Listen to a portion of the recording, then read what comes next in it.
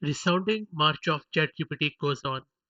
Now, ChatGPT, in a game changing event, has passed the US medical licensing exam with flying colors.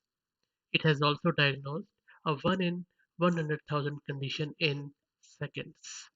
Previously, ChatGPT was able to pass this exam with 50 to 72% accuracy, but this time it, it has aced it with more than 90% of accuracy.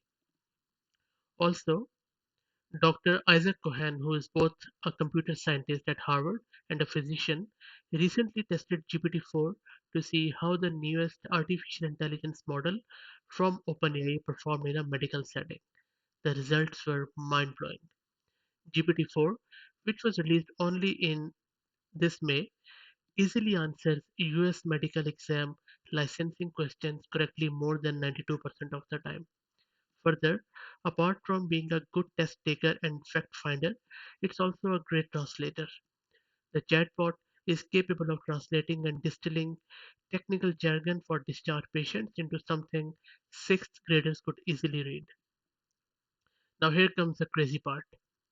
Giving ChatGPT a few key details about the baby gathered from a physical exam as well as some information from an ultrasound and hormone levels, the AI chatbot was able to correctly diagnose one in 100,000 condition called congenital adrenal hyperplasia.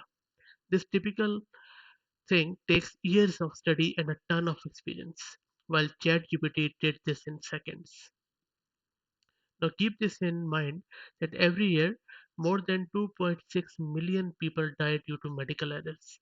With the help of artificial intelligence, doctors would not only be able to massively reduce that, but more importantly, they could help more patients. Imagine how many lives could be saved, not to mention tens of millions that could be improved.